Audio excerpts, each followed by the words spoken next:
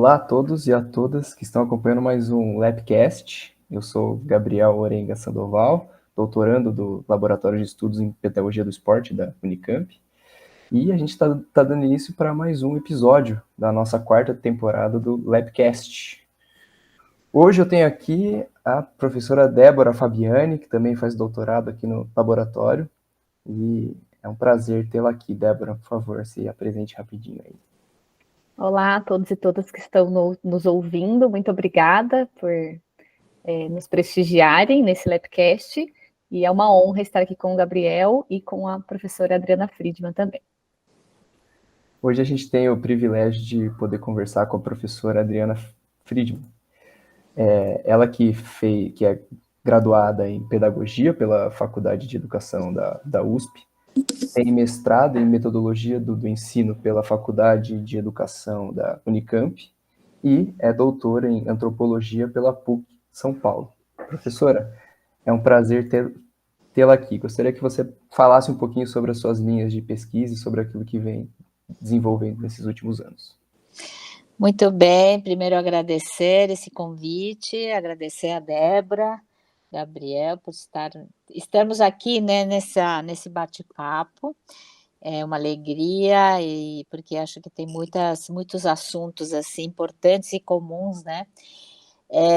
Você fala, né, Gabriel, nesses últimos anos, mas na verdade eu acho importante dizer que assim minha pesquisa começou há mais de 45 anos, né? Já lá atrás, quando eu era bem jovem e eu era estudante de pedagogia, que vinha uma inquietação muito forte sobre a ausência do jogo e do brincar na vida das crianças, né? Sempre meu tema foi educação, meu tema eram as crianças, e aí começa, digamos assim, eu diria que são as origens das minhas pesquisas, que depois eu fui fazer meu mestrado na Unicamp, justamente onde vocês estão, aí na Faculdade de Educação especificamente, e justamente minha pesquisa partiu dessa inquietação de perceber que nos anos 80 as crianças estavam brincando muito pouco, né? Principalmente na primeira infância, né? Enfim, eu percebia, para mim era uma coisa que. Então, eu comecei a fazer uma pesquisa principalmente histórica, de tentar mostrar como sempre se brincou no decorrer da história da humanidade, e pontualmente eu acabei fazendo uma pesquisa bem concreta do brincar no Brasil no século XX. Na verdade, eu fui atrás de documentos naquela época, e como eu sempre fui educadora e eu tinha referência principalmente do Piaget, eu na minha tese de mestrado, eu quis mostrar a potência das brincadeiras, as populares, as tradicionais, aquelas brincadeiras espontâneas, né. Então eu sou de uma fase aí um período em que começam a surgir os brinquedos industrializados, não tinha nem telas, nem nada, e começava a se deixar um pouco de lado esse tempo livre do brincar. E esse brincar que era transmitido de uma geração para outra, né. Então esse foi meu tema ali naquela época da tese de mestrado, de fazer uma retrospectiva e essa pesquisa no Brasil. E aí era interessante naquela época, porque como é que você encontrava documentos que atestassem que se brincava desde sempre, né. Então eu, além de ir atrás de alguns estudos, e que na época eram principalmente ligados à educação física, menos à educação, também fui atrás de fotografias, aqui em São Paulo especificamente. Enfim, então meu trabalho começa ali, e depois que isso, enfim, eu defendi minha dissertação de mestrado, aquilo foi publicado e viraram livros para professores, né. E aí a gente entrava já numa época em que o brincar começa a virar lei, vai para a legislação, né, o direito de brincar, começa a surgir um movimento em prol das brincadeiras, de espaços lúdicos, de brinquedotecas. E aí, faço um gancho, já passo a palavra de volta, eu comecei também eu continuei como pesquisadora e formadora nessa temática, mas eu sempre fui uma ativista. Então essa questão de mobilizar pessoas, eu sempre trabalhei tanto dentro da escola quanto na universidade, com formação, mas meus alunos eram professores e também educadores que trabalhavam nos espaços não formais, onde se brincava mais, né? Então, eu continuo muito nessa toada de poder promover, incentivar, conscientizar e formar sobre a importância desse brincar. Até hoje, né?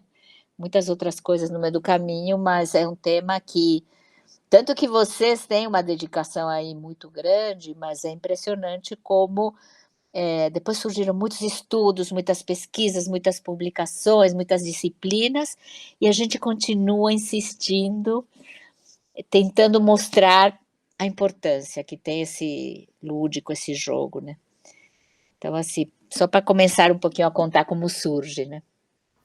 Legal, e nisso que você tem falado, né, dos jogos e de toda essa questão, a senhora publica a arte de brincar, brincadeiras e jogos tradicionais, né, uma coletânea com mais de 200 brincadeiras tradicionais, e a senhora também organiza o mapa do brincar, né?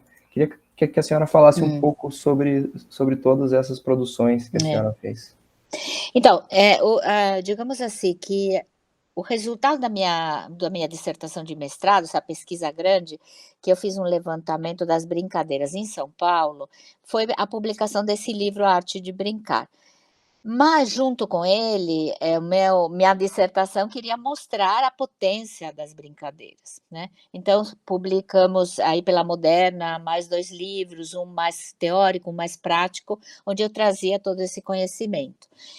Logo na sequência, eu me junto com o pessoal da USP. Aqui na Faculdade de Educação da USP se cria a primeira brinquedoteca universitária, o Labrimp. Isso foi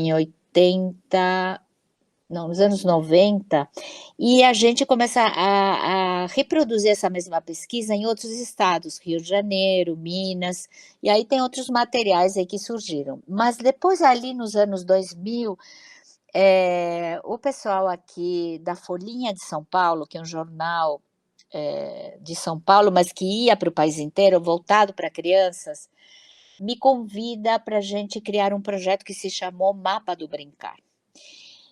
Que a gente fez? Essa foi uma inversão muito interessante, porque quando eu começo minhas pesquisas, você vai em publicações, em livros, em documentos, né? Aqui a gente convida as crianças, via Folhinha de São Paulo, a mandarem para o jornal escreverem, contarem, filmarem, desenharem do que brincam. Isso foi nos anos 90. Então foi interessante, porque minha pesquisa foi até final dos anos 80. E aí a gente recebe mais de 10.000 cartas de crianças do país inteiro, e aí foi muito interessante, que nos contam como elas estão brincando, até brincadeiras que a gente achava, bom, devem estar brincando de correr, de pular, de se esconder, de amarelinha, de pipa, sim, também. Só que a gente começa a descobrir que tem outros nomes, que se brinca de outro jeito, apesar que permanece aquelas regras desde sempre, desde a antiguidade. Então, aí a gente cria esse mapa do brincar. Claro que se criou um site que existe até hoje com 500 dessas brincadeiras, mas a gente recebeu um material imenso, né? E o que eu digo se inverte é porque são as crianças que nos contam. A gente faz a pergunta e elas nos devolvem na forma desses testemunhos, né? Então, eu acho que esse foi um documento, e continua sendo muito importante, porque era de um recorte, né, do final do século, início deste, de como estão brincando, né? A gente poderia repetir um trabalho desse, porque hoje, com as telas, é outra história. Durante a pandemia, depois da pandemia, né? Então, eu sempre penso que são documentos importantes não só para ficarem na academia, mas para a gente colocar no mundo, contar para os adultos também e contar para essas gerações, né? Então, é nesse sentido que eu acho que isso repercutiu muito, enfim, até hoje é uma referência e para nós foi um grande aprendizado, né? entender como se perpetuam as brincadeiras tradicionais com outros nomes e as crianças acrescentam outros fatores que vêm, então, dos programas de televisão que naquela época que não tinha telas, né? Programas que assistem propagandas, músicas da cultura, e cada região com características muito singulares. Então, é muito rico, um material muito importante.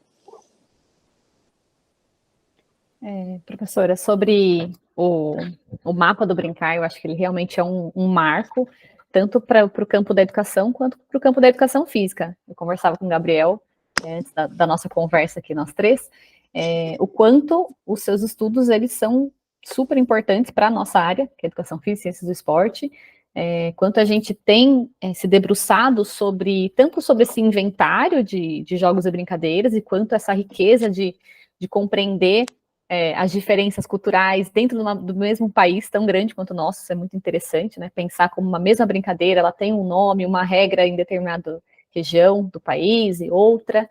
Então, entender esse inventário é muito importante, e como a senhora mesmo pontuou, não para ficar só como um arquivo, mas ele é uma memória viva, né? A gente pode consultar o tempo todo, a gente pode utilizar como base em aulas. Eu utilizo, inclusive, com as crianças lá na minha prática pedagógica, utilizo com os adultos na prática de formação inicial e formação continuada. Então, acho que essa conversa é muito interessante, né, entre essas pesquisas que realmente afetam a sociedade. Eu acho que isso é importante também. Não são pesquisas que ficam lá guardadas na universidade e não dialogam com a sociedade. Acho que a gente precisa dialogar cada vez mais.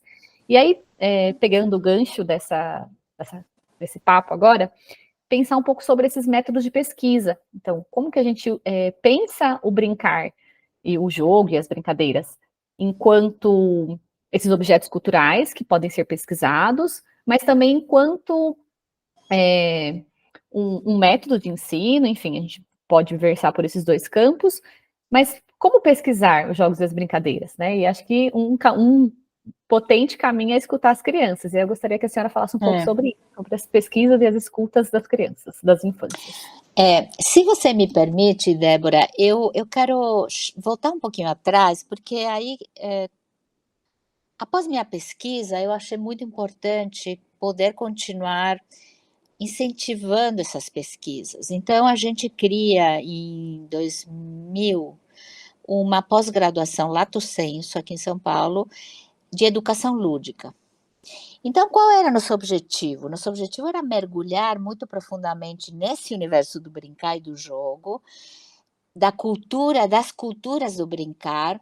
E aí, sabe, Débora, vocês que trabalham com formação, eu tinha uma questão dentro de mim, que não adiantava somente passar um conhecimento teórico, e a gente refletia sobre estudos, sobre o que é o brincar, pesquisas mundo afora, mas também poder ter experiências lúdicas para realmente os professores. Eu tinha muitos professores de educação física como alunos também, muitos professores de arte e professor de escola, mas era muito importante juntar teoria e prática, falando aqui de métodos, né? E pesquisa e observação. E a gente começa a ver, dessa época para cá, muita publicação. Então, muitas pesquisas locais, de brincadeiras tradicionais locais. Isso era muito interessante. Levantamentos, muitas vezes com material teórico, e outras vezes entrevistas mesmo, com diferentes gerações, né? Falando um pouco dos métodos. E aí, Débora e Gabriel, aí é interessante porque fazem mais de 45 anos que eu estou nessa estrada e ainda vejo que falta muito brincar nas escolas. O brincar já virou lei, você tem inúmeros estudos e publicações, você tem cursos de graduação, de pós-graduação, de mestrados, doutorados, teses, e mesmo assim há um embate ali, acho que agora mais do que nunca, um pouco com novas visões do que é essa educação. Então, temos um desafio permanente, no meu entender, na minha visão, né? E aí, o que acontece? Como eu sempre trabalhei muito com formação em diversos contextos, eu começo a perceber esse fio que fala da diversidade cultural, que já vinha na pesquisa anterior, entender a importância que tem, o peso que tem essa cultura, as culturas locais, né? E é aí que se abre para mim esse outro universo da antropologia, né? Porque a antropologia, e aí, claro, eu mergulhei nos estudos da antropologia da infância, que sempre foi, digamos, meu universo, mas eu sempre trabalhei com adultos sobre as crianças, né? Então, do que se trata essa antropologia? A antropologia vai dizer que há diversidade cultural, que há diversidade de linguagens, que há diversidade de brincadeiras, de manifestações, de expressões através das quais, em diferentes regiões, locais, grupos, até mesmo dentro de uma mesma cidade, há repertórios únicos, né? Então fica muito mais fascinante e desafiador, porque a gente é uma pesquisa que eu entendo que foi, continua sendo e será permanente. Porque eu morando em São Paulo, eu sempre falo, São Paulo é um grande laboratório, porque você entrou numa escola, você entrou numa comunidade, você entrou num SESC, você entrou num clube, ou num bairro, é um mundo novo, porque ali essas crianças, cada uma também tem suas origens socioculturais, multiculturais, né? Vêm pessoas do país inteiro, tem muitos imigrantes, e cada um já vem com seu repertório familiar, ancestral, cultural, né? E é aí, Débora, que eu começo a me fazer uma pergunta, e sempre com esse brincar a tiracolo, digamos assim, como sendo meu guia, quem é que conhece as crianças de verdade? Eu começo a adentrar por outras áreas de conhecimento, eu venho da pedagogia, aí eu entro na antropologia, mas eu percebo que tem outras áreas aí que começam a surgir, porque a pedagogia não escuta o outro. A pedagogia tem seus métodos e suas referências teóricas para formar o professor, para ensinar, pensar nessa questão de desenvolvimento e aprendizagem, assim como a psicologia. Aí eu adentro assim profundamente nos estudos da antropologia da infância e eu descubro o peso e a importância que tem o olhar deles para diversidades culturais, para os diferentes grupos, no caso assim, do meu estudo infantis, os grupos culturais, os costumes, o que se herda, né, como se transmitem todos esses patrimônios lúdicos, né, falando aqui do brincar.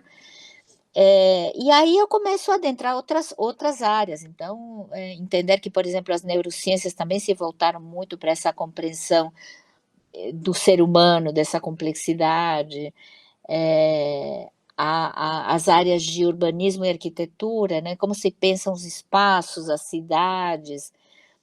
E aí, claro, a gente está vivendo, eu penso que os últimos quase 20 anos, 15 anos, um movimento muito frenético da sociedade, né? A gente está muito, eu digo sempre assim, um pouco escravo das telas, né? E numa aceleração de querer chegar lá.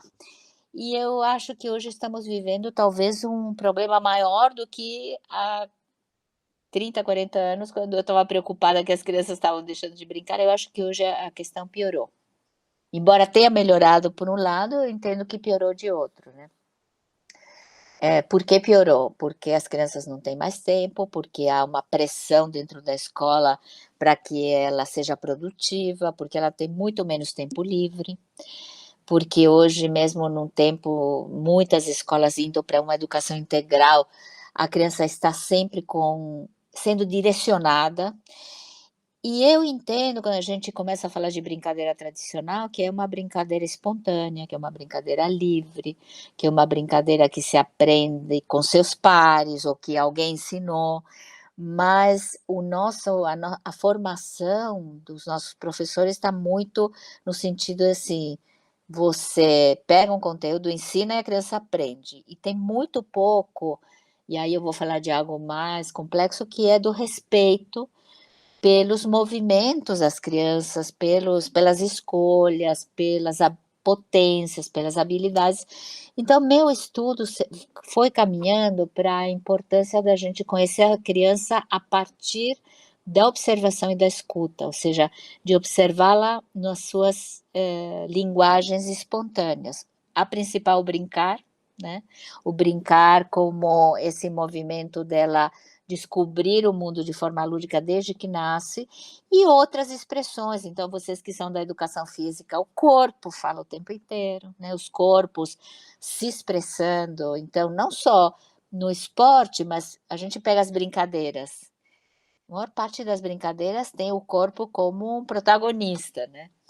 Mesmo quando a criança não se mexe, né? Então, por exemplo, o que aconteceu na pandemia, que as crianças estavam literalmente presas, digamos assim, nos próprios corpos, porque não podiam colocar a energia para fora, né? Mas, assim, no movimento, na dança, no gesto, no esporte, os corpos são também uma forma de linguagem, e quando eu começo a falar de escutar, não sou eu, né? Mas é um movimento que vem da antropologia e vem aí de uma compreensão das linguagens não verbais.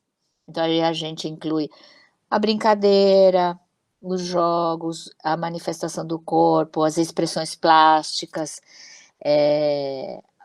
como a criança se expressa desenhando, pintando, fazendo modelagem, das escolhas, dos comportamentos. Então, todo esse movimento da escuta, e eu diria antes disso, um movimento antropológico que eu nem sabia que era antropologia, aquilo que lá para mim era folclore, né?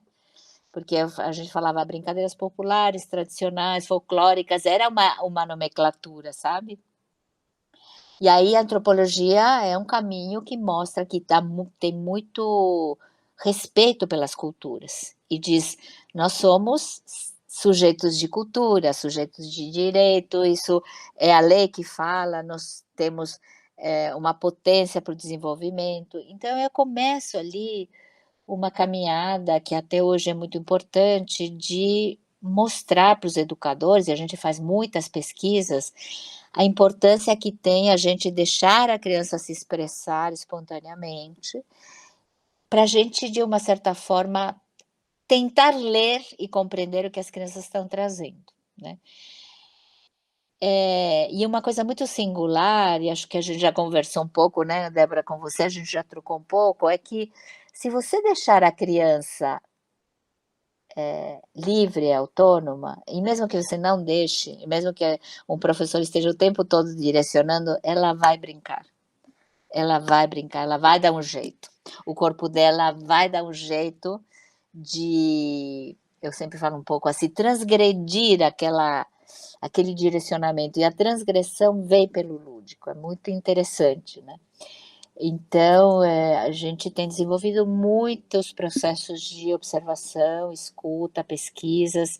Aí eu acabei também criando, mais tarde, uma pós-graduação para trabalhar antropologia da infância, ou seja, especificamente a escuta de crianças, né?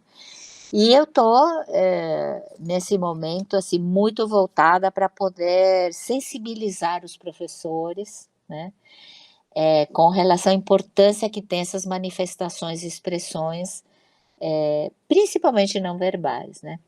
E no universo do brincar e dos jogos, tem tido muita gente fazendo pesquisas muito importantes, assim, que a gente tem publicado, que a gente tem estudado mais a fundo, né? Vou te dizer a última, e talvez de lá a gente possa fazer uma conversa também. No ano passado, a gente foi numa escola aqui de São Paulo fazer uma observação de crianças de 4 a 10 anos. O ápice da brincadeira, né? É um momento fundamental. Uma escola que, em vez de ter um intervalo grande de recreio, e esse é um problema, porque cada vez mais sabemos que na escola se encurta o tempo do recreio, o que é gravíssimo. E o tempo do recreio virou um momento um pouco de controle. Vamos olhar para que não se machuquem. Ou não vamos pôr elementos naturais, pouca natureza, para que a criança não se machuque. Então, estamos cada vez mais artificializando o momento e experiências que desde sempre existiram, né? Mas o que mais impactou nessa observação, que nesses tempos de 20 minutos, as crianças estão brincando rápido, acelerando a brincadeira. E a gente perguntou para ela, mas por que você brinca tão rápido? Então ela falava, para dar tempo de acabar de brincar, para dar tempo de acabar a brincadeira. Isso é muito sério, porque é um pouco um reflexo de como nós estamos, como adultos também, nessa aceleração. E você, por outro lado, tem pesquisas que vão lá para as zonas rurais, que vão lá para o Brasil profundo, ou que tentam, assim, momentos em que se tenta que o celular não seja mais protagonista, né, da vida, e você vê um brincar mais saudável, né? Ainda temos isso, né? Mas estamos com um desafio enorme, porque imagina, eu estou falando de uma última pesquisa sobre o brincar, e também eu vou falar de que aqui em São Paulo eu estou dando uma assessoria para a rede municipal de ensino sobre esse tema da escuta, e eu tenho visto escolas onde eu não vejo brincar crianças de 4 anos. Então isso, o que eu estava dizendo, os estudos não começam comigo, começam muito antes, né? Tem muita coisa que se fez, estamos neste lugar. Então, acho que temos muito trabalho, gente, pela frente. O desafio continua, porque eu acho que é isso, você falou assim, o método, né? O método, como é que a gente... Eu acho que assim, eu faço um raio-x e eu digo, a sociedade está muito doente. Não brincar é algo muito sério. Antes se falava brincar é coisa séria, agora a gente fala não brincar é sério, e é o que estamos vendo, né? Tô sintetizando muito, né? Mas, enfim. Eu imagino, 45 anos de pesquisa e contribuição, e acho que o mais importante é ativismo também, né? Professora, eu admiro muito essa luta pelo brincar pelas infâncias e quanto tem reverberado diretamente na formação de professores e indiretamente nas crianças, é óbvio, né? Quando a gente faz esse processo de escutar as crianças, ou de formar professores para que eles sejam escutadores de crianças, para que eles considerem essas práticas lúdicas, a potência do brincar, a importância disso, mesmo dentro da sociedade contemporânea acelerada que a gente está vivendo, a gente tem percebido a urgência de se pesquisar a infância, de se pesquisar o jogo e a brincadeira, e por diferentes caminhos, metodológicos, inclusive, mas também interdisciplinar, eu acho que é muito importante. Então, a educação tem que estar pesquisando, a educação física, antropologia, sociologia, enfim, as áreas elas têm que se relacionar cada vez mais para que a gente compreenda esse fenômeno que é tão importante, urgente, impacta a sociedade de maneira geral, né? A gente vê em publicações também Território do Brincar, Tarja Branca, enfim, publicações que nos mostram quanto é urgente, potente, importante essas pesquisas. Eu ia adentrar num assunto, e a senhora já acabou trazendo aí na fala, ia falar acerca, né, da pandemia, que acho que não tem como não pensar, né, a gente passou por ela, mas os impactos ainda estão sendo sentidos, e acho que serão sentidos por um bom tempo, especialmente nas crianças, nas infâncias, né? As crianças, elas passaram por um período muito crítico aí dentro das suas casas, tiveram seus espaços retirados, os seus tempos foram completamente modificados, né? E é claro que as crianças, elas não deixam de brincar, né? E a fala da senhora reverbera o tempo todo isso, então as crianças têm brincado de maneiras diferentes, mas elas estão brincando. Às vezes elas brincam de forma acelerada, porque é o tempo que elas têm no recreio, aquele recreio dirigido, super curto. Elas têm que se reinventar dentro das suas casas. Então, quais esses impactos, pensando aí nas características da sociedade contemporânea, especialmente nessa pandemia que a gente viveu, por meio das pesquisas que a senhora realizou e das suas orientandas, enfim, dessa rede de pesquisadores, que vocês têm percebido nessas escutas, processos de escuta das crianças com relação, especialmente à pandemia? Na pandemia, bom, a gente criou um coletivo que se chamava Ex-Avós das Crianças, então eu fui convidando minhas ex-alunas e alunos que foram se formando, e a gente formou esse coletivo bem na época da pandemia, para continuar as pesquisas e um ativismo até mesmo fora da academia. E na pandemia, a gente formou um grupo de toda a distância, né? Formou um grupo de pessoas que em diferentes lugares do Brasil tinham interesse em saber o que estava acontecendo com as crianças. E, de novo, aquela inversão, em vez da gente levar a pergunta é uma, a pergunta era uma, conta para nós, para as crianças, era bem desde 3 anos até 12, assim, então contem para nós o que vocês estão fazendo. Tinha um movimento da escola muito preocupado e muito querendo também fazer um ensino online, muitas crianças, eu conheci crianças que com 9 anos fechavam as câmeras e falaram, não tem nenhuma lei que me obrigue a ficar de câmera aberta. Tinha professores de criança pequenininha que queriam abrir as câmeras, as crianças saíam correndo pela casa, não queriam saber. Mas o que aconteceu é que a gente então mobilizou um grupo de pesquisadoras, as orientou, as formou e elas foram escutar crianças próximas, né?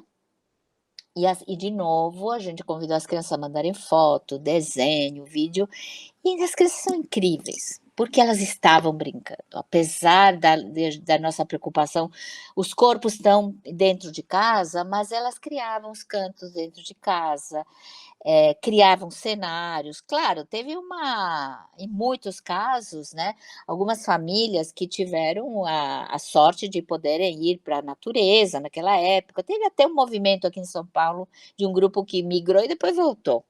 Mas as crianças estavam brincando no pequenininho. Então essa foi uma descoberta muito interessante. A gente, sabe, Débora, nessa época recebeu também muitas cartas das crianças e a gente falou: o que nós vamos fazer com tudo isso? Como nós vamos, primeiro, devolver e agradecer a elas por terem compartilhado?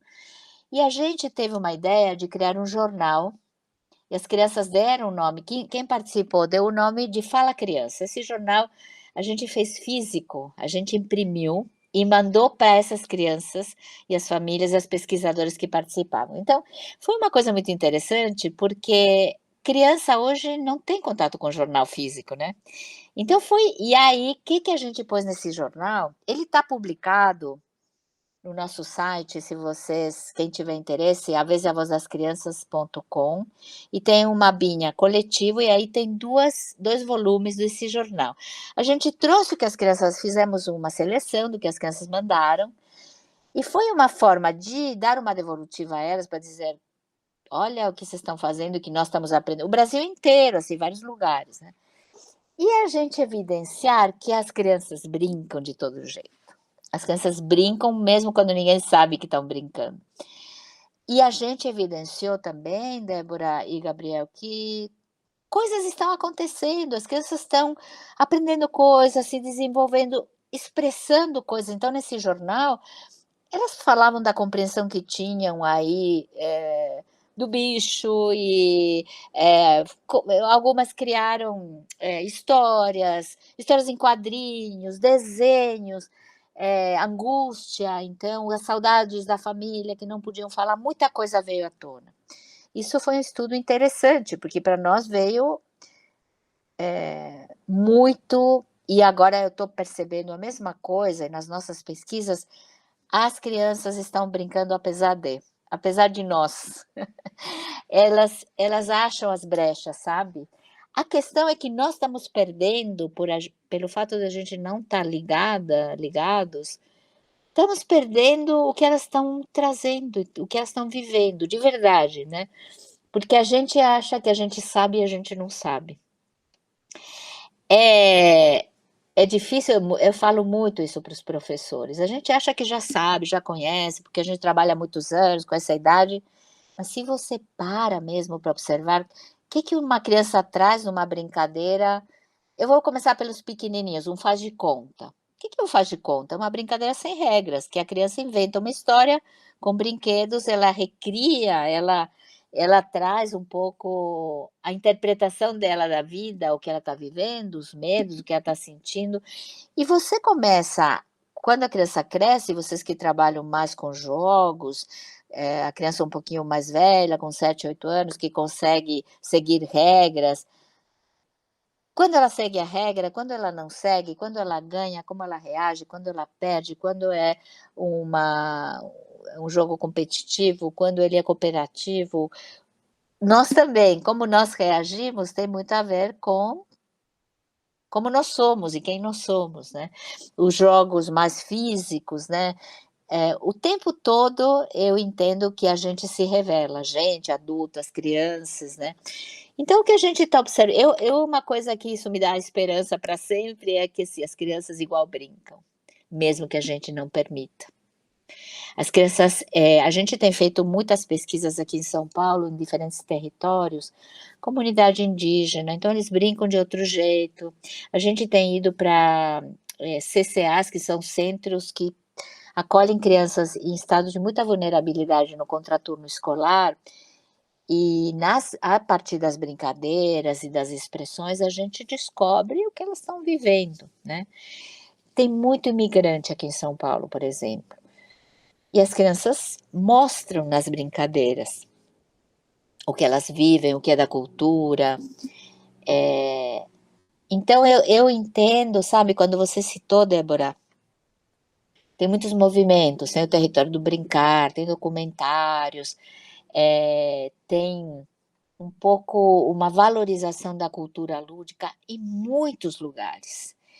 E nós temos aqui, por outro lado, essa avalanche de informação que vem e que a gente parece que está se desesperado para passar para a criança e não está respeitando os seus tempos, né? Porém, o que eu vejo é que em todos os lugares as crianças estão brincando, principalmente quando o professor vira as costas, principalmente quando o professor não está ali direcionando, o professor, o pai, a mãe, né? Mas nós temos eu vou falar de verdade, eu acho que é um pouco um inimigo, que é esses celulares nossos, né? Inimigos no sentido de que não estão sendo saudáveis para nada, para o desenvolvimento das crianças, né? Cria uma dependência, deixa os corpos imóveis, né? Coloca muito mental ali, tem uma série aí de interações e a gente não conhece, não sabe, aí eu entendo que a gente precisa pesquisar e entender em que mundos eles entram, né? Então eu tenho alunos e alunas que têm feito essas pesquisas, né? E a gente tem muitas evidências. Eu acho que, assim, para quem está nos ouvindo, para vocês que estão na universidade, o desafio é não só aprender e há muitos métodos, há muitos caminhos, aprender a observá-las, aprender a ouvi-las, aprender com elas e das brincadeiras, mas o que a gente vai fazer com aquilo que a gente está escutando e está observando? Porque não se trata a pesquisa pela pesquisa, de novo, né?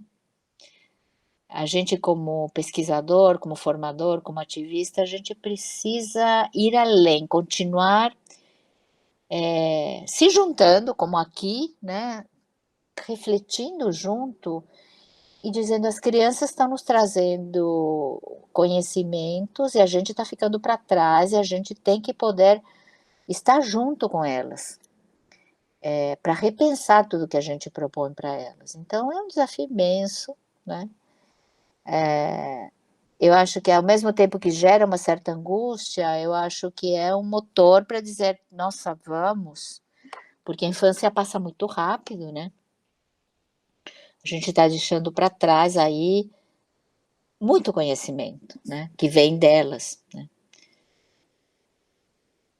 Então, assim, eu posso dar esse meu depoimento.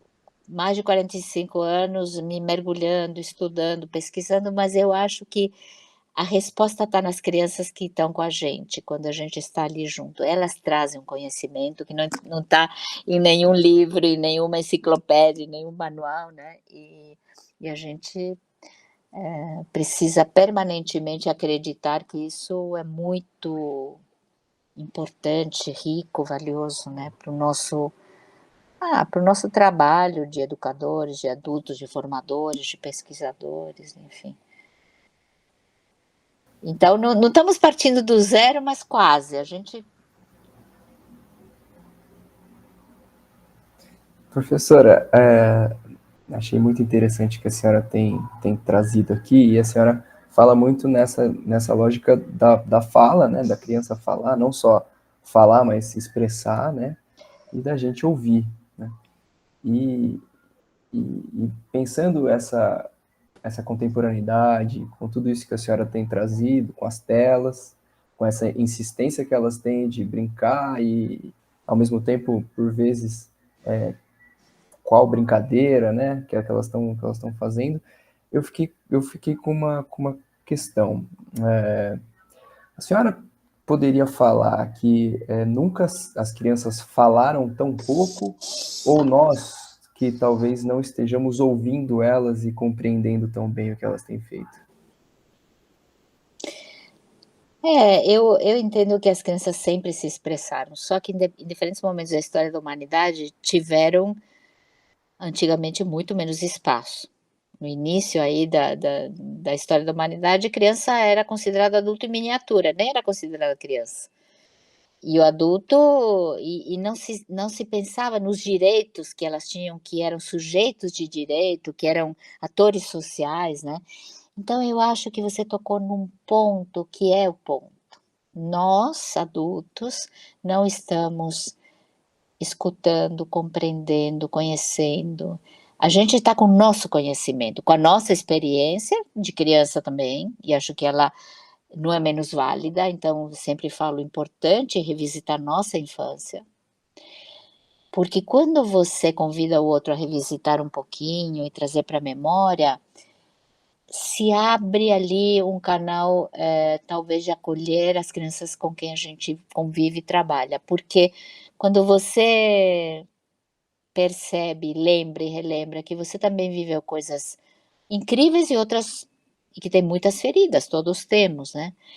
Mas a gente se abre para uma outra postura, então somos nós sim, Gabriel, somos nós que estamos perdendo. Mas eu acho que também temos uma responsabilidade, tão importante, então assim, eu acho que essa percepção, estamos perdendo, mas elas vão se perder se a gente não se abrir para isso. Mas acho que esse é o ponto. Então, é para trabalharmos com os adultos, com os cuidadores, com os educadores. E nos diferentes níveis, né, vocês estão na universidade, então vocês estão na pesquisa, em outros momentos talvez com professores, outros trabalham com pais, com as famílias, mas acho que a questão somos nós adultos, né. Como é que a gente toca ali?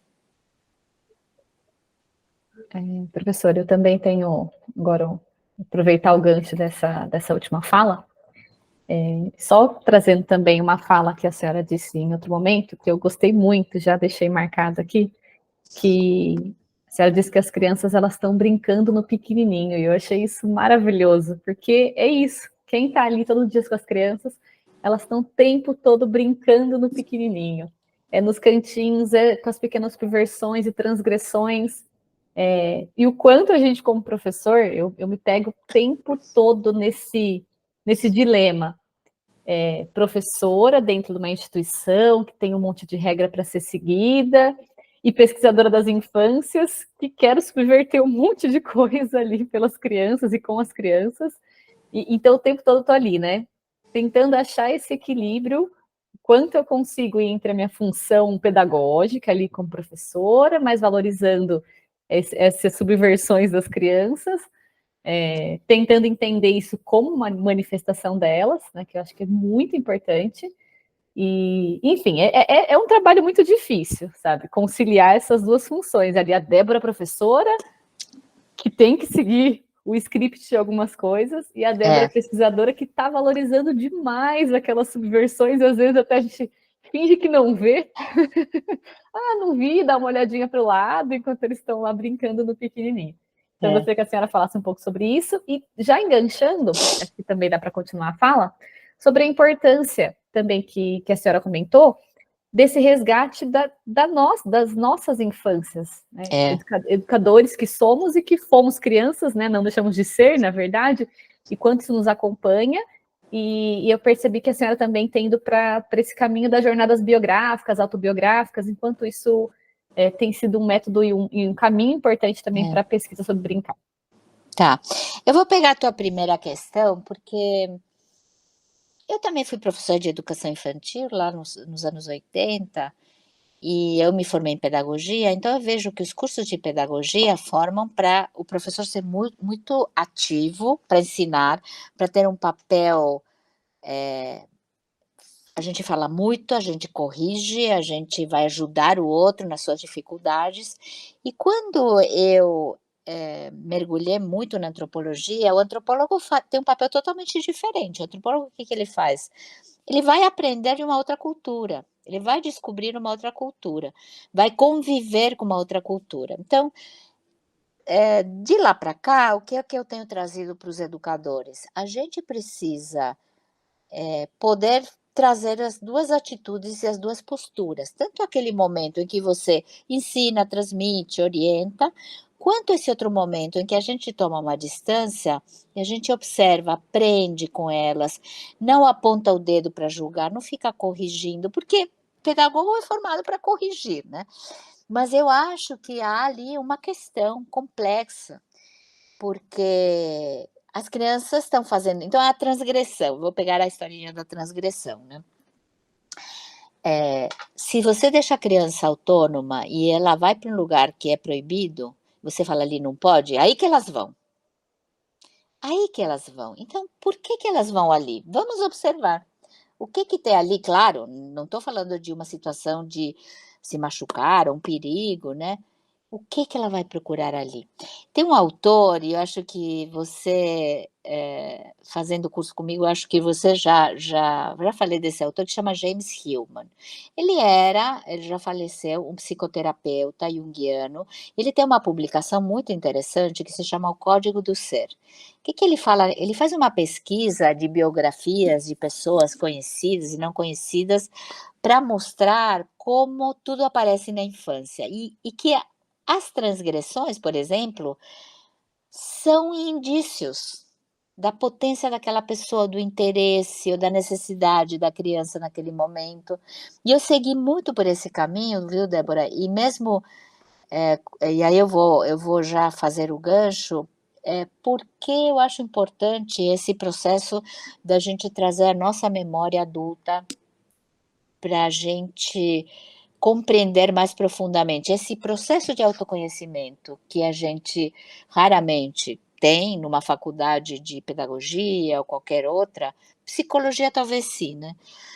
Mas quando eu, desde lá os anos, final dos anos 80, trabalhava com brincar, eu entendia que não era só uma questão teórica.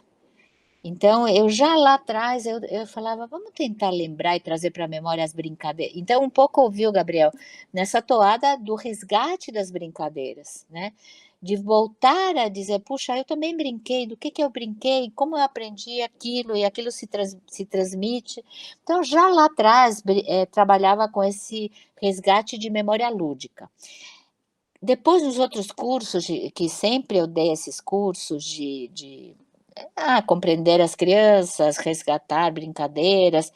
Eu trabalho com a memória, né? E eu tenho me aprofundado cada vez mais. Como é importante a gente poder revisitar nossa infância, ir lá para lugares. Nem sempre é fácil, né? A gente aprende que a memória não é linear, não é que você vai lembrar o que aconteceu com 3, com 4, com 5. Você acorda um dia e te vem uma imagem, te vem uma lembrança. Você está convivendo ali numa situação e te vem outra memória. Mas esses lampejos de memória são fundamentais, porque aí eu volto no James Hillman, é ali que mora, provavelmente uma potência, algo muito importante dentro de cada um de nós, que muitas vezes a gente se desvia desse caminho.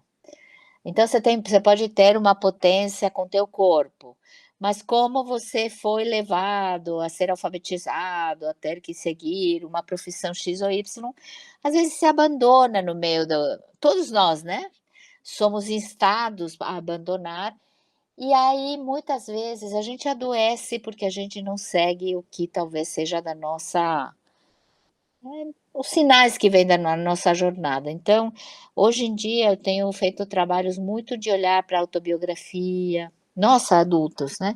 Olhar muito para esses lugares pouco abandonados, né? Que a gente vai deixando e poder retomar de alguma forma, até por uma questão de saúde mental. E isso tem muito a ver com o lúdico. Porque o lúdico pode vir através da arte, a qualquer idade, né? O lúdico pode vir através. Eu sempre gosto de falar dos corpos, né? Então, a dança é uma forma lúdica de expressão.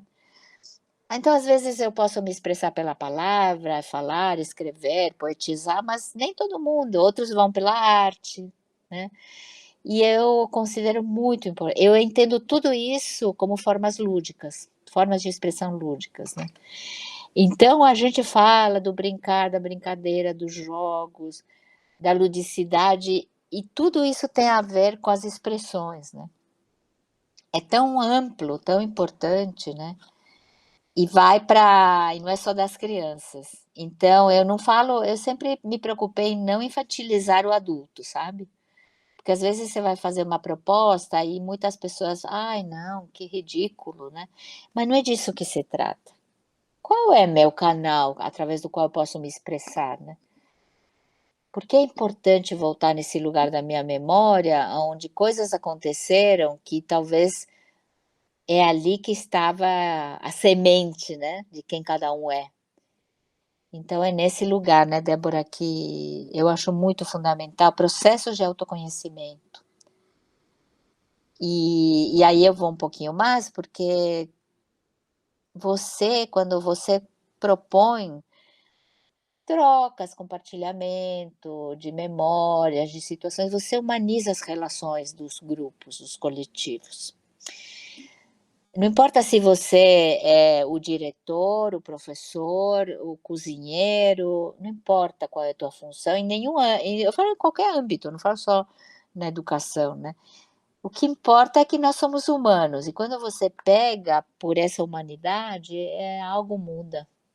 E é ali que eu continuo tendo esperança, puxando desses fios aí. Professora, a gente queria agradecer muito a fala, todas as contribuições, e a conversa rendeu muito e acho que contribuiu muito tanto para a gente quanto para quem está podendo acompanhar. Antes de fechar, eu queria fazer 2 comentários, né? Primeiro, lembrar que a professora Adriana Friedman vai estar participando do fórum O Jogo e as Ciências Humanas, o lugar da multiplicidade, que vai acontecer aqui na Faculdade de Ciências Aplicadas da Unicamp, em Limeira, no dia 5 de novembro. Então, queria reforçar o convite para quem se interessou pela fala dela e com certeza vai ouvir muito mais do que ela tem para nos dizer. E para fechar, eu queria que a professora recomendasse, falasse um pouco sobre algumas textos, materiais, livros, coisas que a senhora acha que a gente pode encontrar, outras, além disso tudo que a senhora trouxe, outras contribuições dentro dessa temática. Tá. Meus primeiros livros, quando eu comecei lá nos anos 80 a estudar a história do brincar e da brincadeira, até as nomenclaturas que a gente usa, então essas publicações foram reeditadas com outros nomes pela Editora Moderna, mas esse livro, inclusive, vai ser reeditado ano que vem, e aí só para vocês imaginarem o que é atualizar uma temática que vai mudando a nomenclatura, né? Mas aí, então, esses meus primeiros livros, isso está em tese na Faculdade de Educação da Unicamp, mas isso viraram livros, né?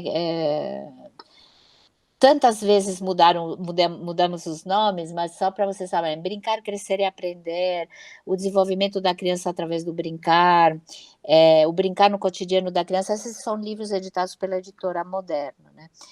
Ali, eu não vou falar só dos meus livros, só que aí vocês, quem se interessar por uma referência de estudos e histórica, tem muitas referências de estudos que vão até o final os anos 90, mais ou menos. eu poderia citar muitos materiais. Eu vou citar, então, por exemplo, que vocês, quem não conhece, mas eu acho que todo mundo conhece o material do Território do Brincar, o projeto Miradas, vocês terem acesso às publicações, aos documentários da Renata Meirelles. Eu tenho o meu último livro, que chama A Vez e a Voz das Crianças, Escutas Antropológicas e Poéticas das Infâncias, que nesse livro eu falo muito dessa questão da observação e da escuta, do conhecimento das crianças. Tem alguns materiais que já estão publicados, e são de pesquisas dos meus alunos. Eu vou citar 2. Um é Abrir-se à Escuta das Vozes Infantis, que são 16 artigos de pesquisa, de processos de escutar criança, de observar brincadeiras. Tem outro material interessante que, num trabalho também nessa mesma linha, no SESC CPF aqui de São Paulo, Formação em Pesquisa, está online, e eu publiquei isso na minha plataforma, academia.edu/meu nome, Adriana Friedman, e chama... não sei se agora vou lembrar exatamente o nome, Inspirações para Educadores, é um material, eu vou até checar aqui ou depois eu posso passar o link para vocês poderem talvez colocar o link ali embaixo, no descritivo, não sei se é possível, mas esse é um material também, porque eu acho importante o pessoal conhecer pesquisas com brincar, pesquisas de escuta, há muito material, mas esse que eu estou citando aqui se chama especificamente Escuta e Observação de Crianças, Processos Inspiradores para Educadores. Então, estou citando alguns, mas tem muito material de pesquisa. Se vocês entram no site da Casa Tombada, a Casa Tombada, vocês vão encontrar ali também muitas pesquisas sobre o brincar, sobre a escuta. E aí, claro, cada pesquisa tem seus referenciais teóricos, porque eu poderia aqui, só de teoria, só de estudos teóricos, tem um universo, né? Então, e só para aí dar um gostinho de possibilidades. Então, agradecer muito também a vocês por esse convite, e a gente se vê em novembro, né? Se Deus quiser. É isso aí. Muito obrigada, professora. Muito obrigada, Gabriel. Foi uma honra estar com vocês. Seria fantástico se a gente pudesse ficar horas aqui conversando, mas em novembro a gente se encontra novamente. Obrigada. Maravilha, maravilha. Obrigada. Boa tarde.